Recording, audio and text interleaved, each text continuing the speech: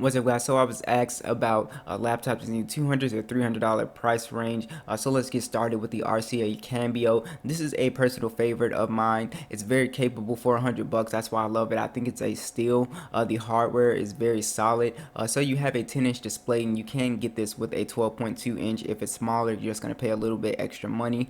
You have an Intel Atom processor that clocks all the way up to 1.92 gigahertz. It was more than capable of running applications, browsing the web, watching YouTube. So I was very impressed with this 2-in-1. You get 2 GB of RAM, which is a little low. So as long as you're not running a whole bunch of applications, you'll be fine. 32 GB of flash storage, along with micro SD support, so you can expand that up to 128 gigs, which is really nice. It is a 720p IPS display, and it was fine for me. I had no problems with it. It actually had really nice viewing angles. You do have a front-facing camera for Skype and all that stuff. So I had no problems running applications, Chrome. You can even run FL Studio on here. You won't be able to obviously video edit and do some hardcore stuff, but you can write papers. The keyboard is very capable. The trackpad was pretty decent. So it's just a bare minimum laptop. You're really going to get what you pay for, but I think it's a steal. Next is the HP Flyer Red. So if you need a bigger laptop, this coming in at $280. It is a pretty good buy. I really like the hardware. It was really beautiful, and if you just need something bigger to write your papers on, it has a really nice keyboard, very premium feeling. The trackpad felt really great as well. So a 15-inch display. It was a 720p display, 1366 by 768. So more than capable of watching Netflix, browsing the web, all that stuff. You get 4 GB of RAM. You get the Intel Pentium quad-core processor. It does clock up to 2.16 gigahertz. You can run FL Studio on here just fine. 500 GB of storage. So this has everything you need. It is a bigger laptop, so do know that, but this is still great for school. You just have to know that it's going to be a kind of big, heavy laptop. You're going to have to chug around compared to that RCA. You have the front-facing camera for Skype and doing videos. So the real trade-off with this laptop is hardware. If you need something that's going to last you and you're rough with your laptops, get an HP laptop. They do really good hardware-wise. Like I said, it's really beautiful, very durable, and this will last you. Next on the list is the New Vision. So this is a pretty interesting 2-in-1 Windows laptop.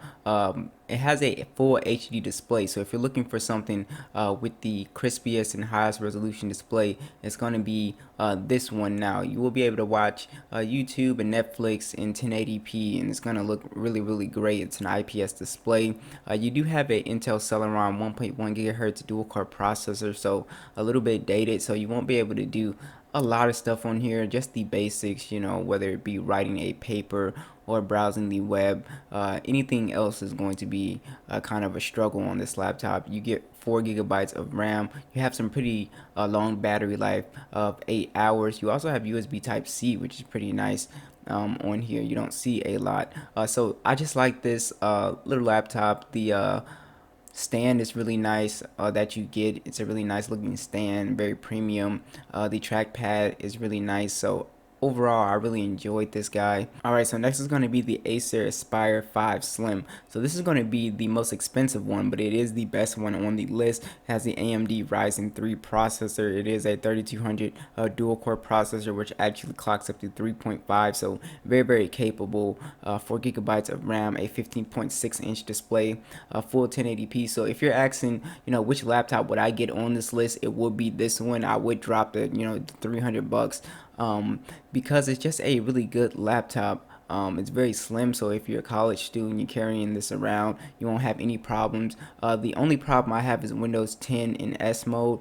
I would have to find a way to uninstall that and put regular Windows on it. But otherwise, I really like this laptop. You will be able to watch videos, write your papers. The hardware is really comfortable. You don't have to worry about this guy breaking. You're getting excellent battery life as well, about 7.5 hours. It is a backlit keyboard, which is pretty nice. So this is just a really dope laptop. So I have no problems with this guy. Like I said, the only problem is that Windows 10 in S mode, because you can't install like FL Studio and stuff like that outside of the you can't install anything outside of the Windows Store, which sucks. Now if you're a Chromebook fan, you might want to take a look at the Acer Cb3. I'll put the links in the description. It's for 120, and it's basically the Chrome browser pretty much, and it's got really nice hardware for $119. This is some excellent hardware. So really nice. You have a trackpad. It's not a full keyboard, but it's a nice keyboard. So I love the Google ecosystem. I use Google Docs, and I use all the Google services. Android is my main phone of choice, and it's just a really dope. You can play games on here. They are bringing games to the cloud. Like I said, if you want to do just basic stuff and you don't have to worry about, getting a whole bunch of viruses and the computer really slowing down, because it's basically just a browser. So if you need something like that and you're really just looking for that hardware, the keyboard and stuff like that, then get this laptop. It doesn't have crazy specs. You have the Celeron processor, 2.4, 8 gigahertz, 2 gigabytes of RAM, 16 gigabytes of SSD. So, this is basically for doing web stuff. That's pretty much it. So thanks for watching. I will catch you guys in the next one.